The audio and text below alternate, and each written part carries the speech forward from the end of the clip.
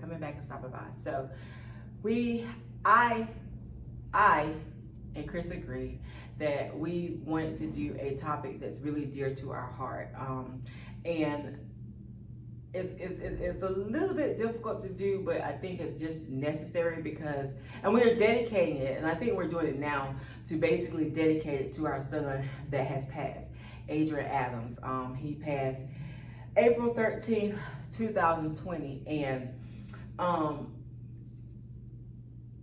it's a video that really touched my heart. I don't know, it was just dropped on my heart to do. So we figured it would be a great time to do it in dedication to him, hoping that it will help somebody.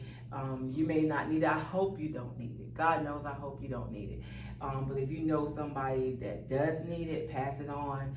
But it's a video really, it's really just discussing losing a child, because, and I say child, even though he was 29, but he'll always be my child to me, you know what I'm saying? Like, a lot of people like, they're not babies, they're not children. Yeah, they're not, but as long as our kids are living and breathing or whatever, or even when they're gone, they're our kids. So we say our child, our kids. So, and in talking about it, I think that the basis of it is that sometimes a traumatic experience like that, losing a child, can take a toll on the person, your marriage, and it's really difficult, because I found out that we all don't grieve, we all don't show our grief, or we all don't grieve in the same way. Right. You know? Everybody grieves differently, but it's definitely a situation that if you know, in having to experience it, until you experience it, you don't know how you would act or how you would, you know, respond. But it definitely is a life-altering experience, and it's one you really never get over. You know, to have Adrian, you know, be a part of our lives, you know, and at 29. I mean, you know, 29 years later, you're still, you know, holding on to memories and you know, having, you know, flashbacks and whatnot. So we just, you know, thought it'd be a good topic to talk about, because we know it's other people that have experienced the same losses, and it's hard, you know. Yeah, and belonging to some support groups, I realized in my quest to just, you know, make it all make sense sometimes, that and I was so annoyed with Chris. I was so upset with Chris because I felt like at the time that, does he even care? Not realizing, how could he not care? You know, he cared a lot.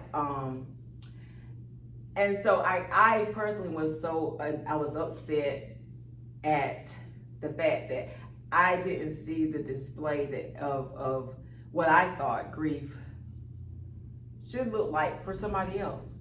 You know what I'm saying? And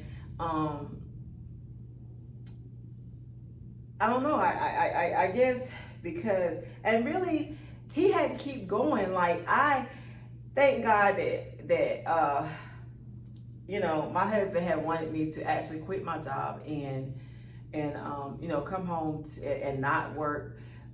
He basically had to keep going in the process of all of this happening and all this going on. So he basically had to really pull it together and keep going,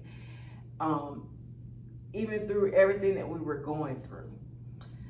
So with, you know, the kind of work he does and what he do, just because you're an entrepreneur does not mean that you can take off when you get ready, basically. Right. And, you know, stay off for months and weeks and days or whatever. So sometimes he would get home so late, and here I am sitting there all day, basically struggling in my mind, trying to make sense of me having to deal with my grief all day long. And he was getting in really, really late. And I'm just mad because I'm just like, does he even care? You know, and I'm going through, because mentally I'm going through, and I just I was so mad, and I really was like, I just can't do it. I don't need this. I mean, because I felt like you were not like in tune to what was going on with me, but I was sadly mistaken. Because when I finally months got the nerve to tell him how I was feeling, when he broke it down and explained it to me, I was like, oh my God, I never thought about that. Never did I think about that. Do you remember what you said? When you were telling me that you didn't know how I was feeling or how my day was going, if I was going good, you didn't want to ruin it by saying anything, right, or bring anything up. So you just right. waited for me to talk. Yeah, because knowing how what kind of emotional state you were in at the time, I didn't want to. I took my cues from you. Like if you wanted to talk about it, we talked about it. Because I knew how painful it was. I didn't want to assume you wanted to talk and you be in a place at that time where maybe you didn't want to talk. And so, so I guess it was our signals was mixed at the time, but I was just really just wanted to make sure that I was there when you wanted to talk. I'm there when you didn't feel like talking. And pretty much because I knew it was a heavy toll on you, and so I just was, I was like the backup quarterback. I come in when when my number is called. Sometimes I think that could be healthy, and sometimes it could not. It could be a problem because. Mm-hmm. I guess I definitely needed more emotion, like more, not emotion, but just I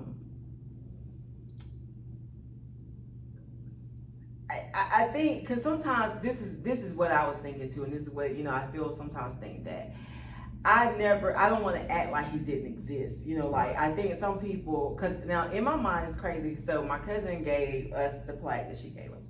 I hung it right in the middle of the foyer, like right in the hallway. As soon as you walk in the house, because I sat in a chair that I can always see that plaque. Because the last thing I wanted to do was just put everything away, like act like he didn't exist. Don't talk about him. Don't, you know what I'm saying? Just kind of just block everything out. I never wanted to do that, and I never want to do that. So I felt kind of like not talking about him was like I needed to talk about him, And like I said, everybody. Do you feel that way? Is that how you still feel? I don't, because I had to realize that I felt like, with that being said, I kind of wondered, were you grieving? Did you care? But in my own mind, when you said that to me, it made perfect sense. About, you didn't know what kind of mood I was in. So it helped me to understand that you really was stuffing a lot of stuff down inside yourself, and that you didn't talk because you didn't know how I was feeling. So that could be bad on you as well. So when I realized what you were doing, it made me be like, well, dang, okay, I get it. Because I knew in that moment that you were thinking about me and you were concerned about me. So I think that the moral to this video, all of it, is that, people are facing this every day, like with, the crime rate up like it is.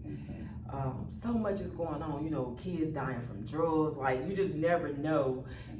Suicide is on the rise.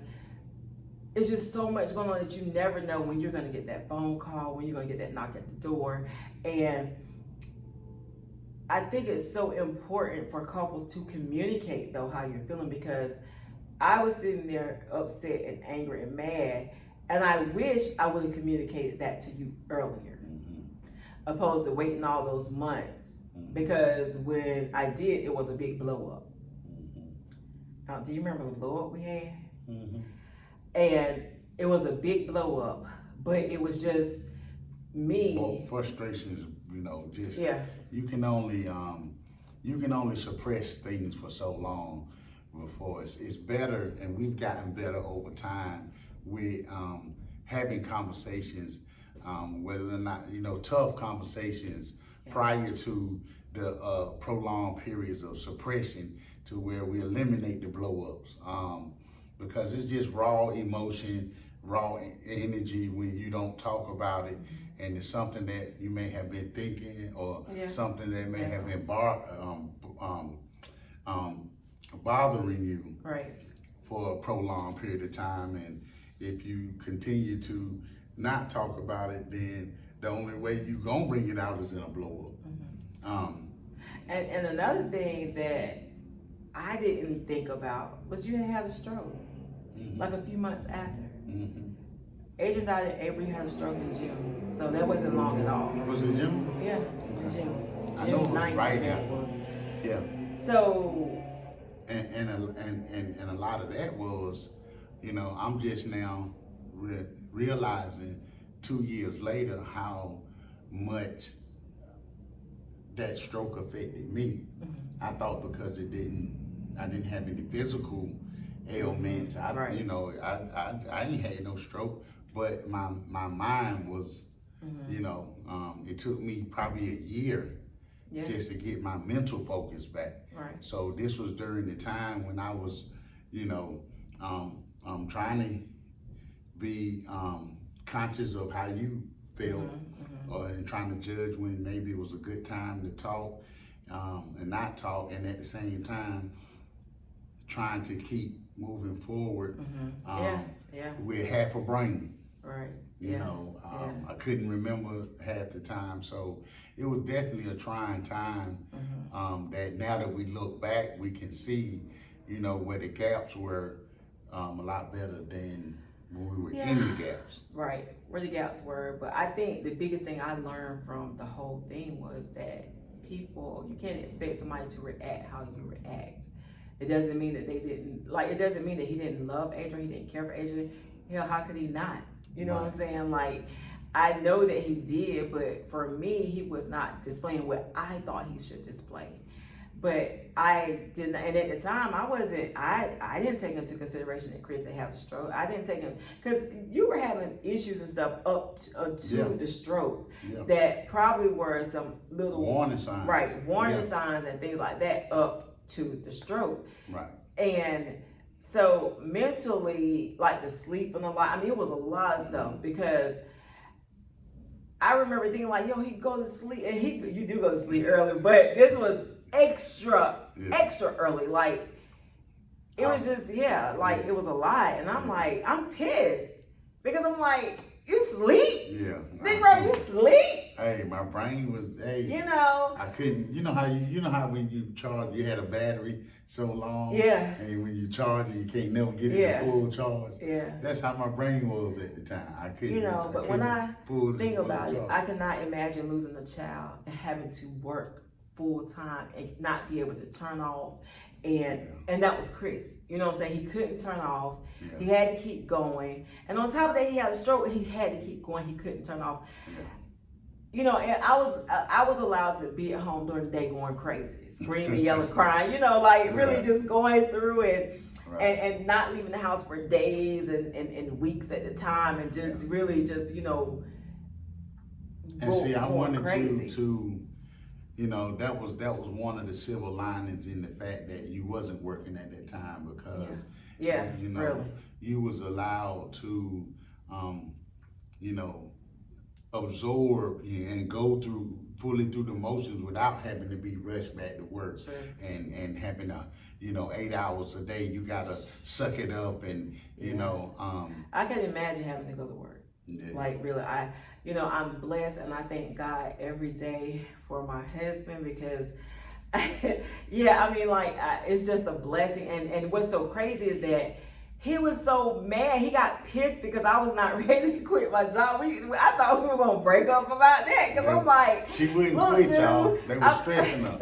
And I'm like, they were stressing, but it was not that bad. It was bad for me. He had his own reason why he wanted me to quit my job. Now, come on, let's be real. Here's why. Because I'm trying to get this Rubik's Cube together, and of course, fellas, when your woman is venting, you gotta let her vent. So lunchtime venting, As much as you did to me, are you serious? That's why I told you to quit. No, tell the real reason. No, then he gonna tell me one day. He told me to quit because he could stress me out. The job don't need to stress me out. That's what I said. I said, damn. Are you serious? You know, I couldn't even get my little bending in. I said, yes, you couldn't get your bending. You got plenty of bending in. You talk enough. I said, you get a lot of if they're gonna stress you that much, you can come home and I'll stress you. We'll, you know, you don't need them to stress you. And we so yeah, I asked places. Yeah, great. But I said that to say that and so I quit my job and I was sitting like, why? You know, like not why, like happy, but what am I supposed to be doing? What is, you know, those are the questions I was asking myself. So what am I supposed to be doing? Like, I'm just sitting here, blah, blah, blah. Just different little stuff, but little did I know that God has a reason and a purpose for everything. That I was going to need that time. That I was going to be. Because this was how long before Adrian passed that you quit? It was like 2018, so a couple years. Yeah. Was it? It was that? Okay. Yeah. Like a couple years, 2018, 2019, 2018. But you know, I think you definitely have to make sure that you communicate. I see in support groups so many marriages on the verge of really breaking up, like where people are just ready to call it quits. People have said that their marriages ended after losing a child. Right. I can see why. Yeah. But at the same time, you gotta realize that both of you are going through something, not just the person. I don't care if it's not the biological, like if Chris is not Adrian's biological father, but Chris has been there like his biological father. He has been there ever since they was like 9 years old, I think. Like like really, really young. So 20 years. Right. So you can't tell somebody that's been there all that time for somebody that, I mean, he did everything as a biological father. So I mean, the arguments, the good, the bad, the ugly, the all, you know, because teenagers go through and they stretch you now. Yeah. But at the same time, he had feelings, and I think that we have to realize that our partners have feelings. They don't express. A lot of times, men do not express how women express. You know, we're very emotional creatures, and really, the man should be able to be, you know, that backbone, that you know, the one to just see how you're doing before because sometimes, I could be having a good day. Let me say this, because women, I know y'all don't want no cry babies. I know you don't want no It's cry okay babies. For a man to cry, it's so okay don't put that out there. But a crying and cry baby. It's okay for a man to cry. But women, I know y'all ain't looking for no cry babies. Right. So, True I'm not a cry baby. True that. But it's important to show But you I do emotions. cry. Yeah, you do cry. And it's important to show you because you cried that day when I said, you don't even care. Yeah. Man, when I said he don't care. Yeah, I was like, what? It was like she reached in the car. She at home. I'm off her way. It's like she reached in the sunroof and smacked me. And I'm like, how dare you? And he went so ballistic that I was like, oh my God. Yeah, I thought. What were you thinking? I thought. That's why I said to myself, like, what were you thinking? I thought our marriage was over at that point because I'm like, man, after all what we done been through, if that's how you feel, oh man. I was being unreasonable, you know. I was just a wreck. Yeah. You know, a wreck. And I knew that, and I wasn't even like initially I was shocked. I didn't expect you to say nothing like that, but it wasn't like I held on to that because I knew that you knew better and you knew different. Yeah. And I knew that because of your mental state at the time and emotional state, you know, that you didn't feel that way, you know, like long term. So. But if I had just gone off of what I thought, and if you had gone off what you thought, we couldn't have gotten past that. Right. You know? Yeah. So you definitely have to, in any relationship, I don't care if it's your child, if it's your, you know, it could be parents, it could be any kind of situation like that, or in life in general, you have to communicate with each other. You have to also take yourself outside of what you are feeling and what you are going through and think about the other person. Like, I really had to check myself. You know, like really, I had to check myself. Even though I was going through and I was just so distraught, I had to check myself, because here's a man that I have been with for years that I know loved me dearly, that I know would do anything for me, and I'm thinking that he don't care that our son died. Like, that's just, it was crazy. It was crazy thinking. Right. You know, but sometimes we don't take ourselves outside of ourselves sometimes and put ourselves in other people's shoes enough to really know how they're feeling, or to even understand they could be feeling that way. And I would hate for somebody's marriage to come to an end or suffer, you know, so bad that it's just got to come to an end, or, you know, you have somebody running out going to other people that can't fix the situation because they didn't simply communicate. You know, and that somebody did not listen, because I could talk all day, but if you don't listen to me and take in, you know, what I'm saying to you, then it's pointless, you know. I want to add, prayer works. Oh yeah, definitely. Prayer works. Yeah. Because if we had not have both been grounded in our prayer lives, in our reliance on God and the higher power, there's no way we make it. Through what we're discussing today, through the passing of Adrian, there's no way that we have the bond and the communication and the overall relationship that we have today, because, you know, some things you just got to get out of the way and let God fix. Right, definitely. And that was a lot of when I was trying to figure out, okay, is it now? Do I say something? Do I not say something? Because that's what's going through my mind. Do I say something? Do I not say something? So I'm trying to gauge you, and, you know. But after we had that breakthrough, that blow up and the breakthrough, I began to talk to him more about Adrian. He began to listen more. We would sit at the table and I would cry. We talked for hours. I would just sit there and cry. But it felt good, because it just felt good. You know, once I stopped, you know, feeling like I was feeling and suppressing it, feeling like you didn't care it. Once we began to talk about it, it got a lot better. It got a lot better. I agree. So we just wanted to encourage you that if you have been through a situation like this, to hold on, but to definitely communicate with each other, pray for each other, because there's going to be times that your partner cannot pray. Like, seriously, you could be going through so much that you cannot pray. So you better be having your partner that can pray for you, honey. I'm telling you that right now. And it don't have to be no long, drawn out prayer, but it needs to be that somebody is praying, because throughout our whole marriage and our whole relationship, somebody had to be praying. I'm trying to tell you right now. We might not have always been praying at the same time. But definitely, for all this time, somebody's been praying. Yes, and I was so distraught. I'm gonna tell you the truth. I was so distraught with Adrian passing that I could not pray. I couldn't. I was in a state of just, I couldn't pray. You know, that's why my grandma used to always say, honey, stay prayed up, because you don't ever know when you're not gonna be able to pray. She even would tell me there might come a time in your life that you cannot pray. And you know how, like, the older people tell you stuff, you be like, okay, I get it, you know, I understand, but that stuff it makes sense years later. Absolutely, it makes sense years later. Right. So, dedicating this video to Adrian, we love you dearly, we miss you so much. This is my pen, you don't know, but you know, we had his organs donated and stuff. So they had sent me a pen a long time ago.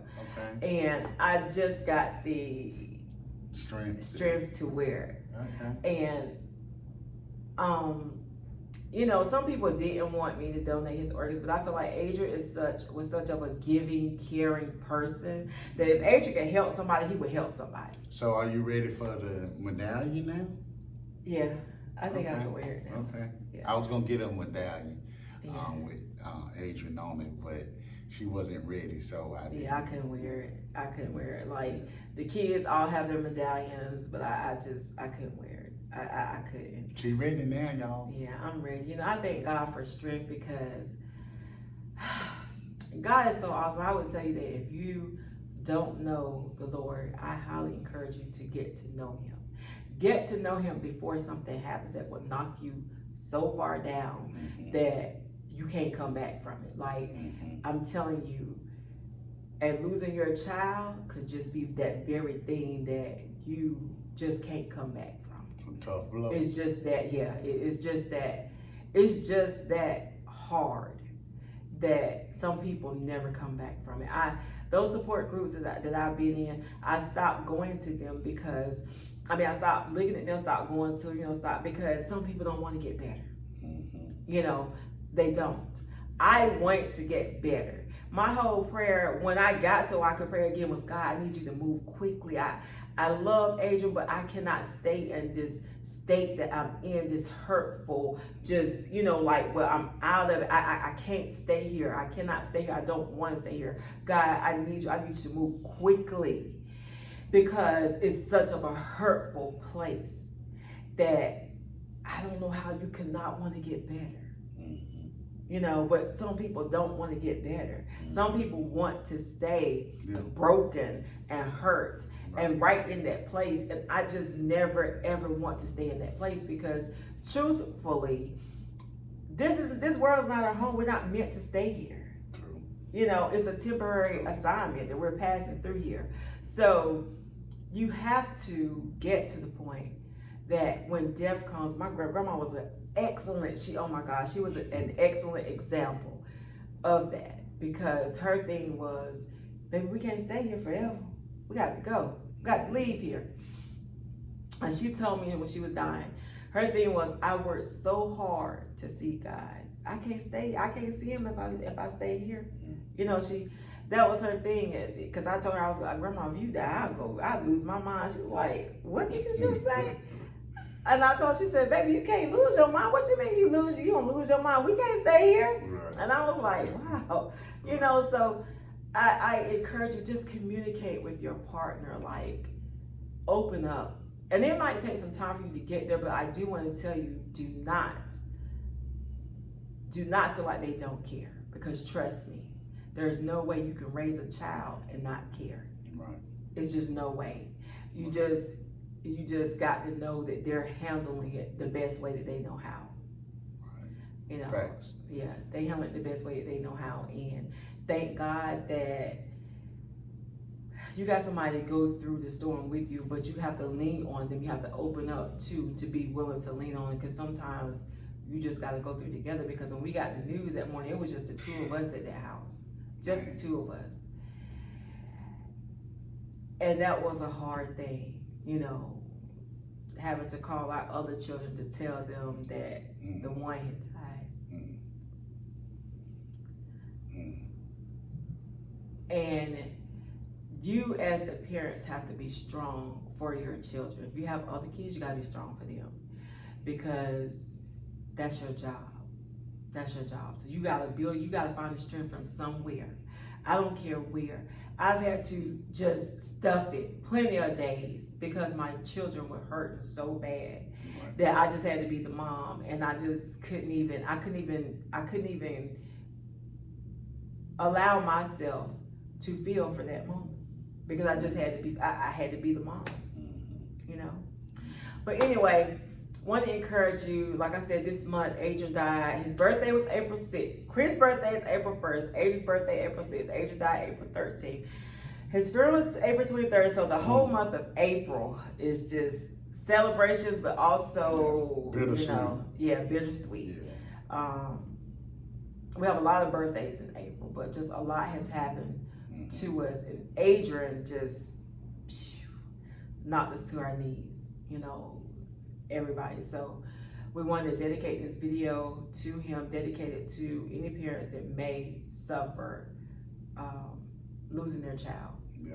And if you ever need somebody to talk to, or you got whatever, I have plenty of people email me, message me or text me or whatever, because it's hard. It's hard, honey. I'm trying to tell you, it's one of the hard. It's probably the hard. Let me say this: it's the hardest thing I've ever had to deal with in my life. Because I don't care how strong you are, baby, putting yourself back together after an incident like that. Yeah. People, you're so strong. You're so strong. People have no idea the mental turmoil that you go through. Yeah. So, thank you so much. And you got anything else to say? Just, thank everybody for tuning in and, chiming in. Give us your thoughts. Reach out to us if you need to talk about anything. We're just blessed. Yeah, we're blessed, we're blessed for the strength that God has given us. Yeah. And we definitely always want to reach back to help somebody else along the way, because life is hard. Life is hard, and you just gotta let God use you. He's equipped us, and you just gotta let him use you. But thank you so much. We appreciate you stopping by. Like I said, the video is dedicated to Adrian Quintel Adams. If you knew him, then you know he was a force to be reckoned with. He was. But all right, that's it. Bye, y'all.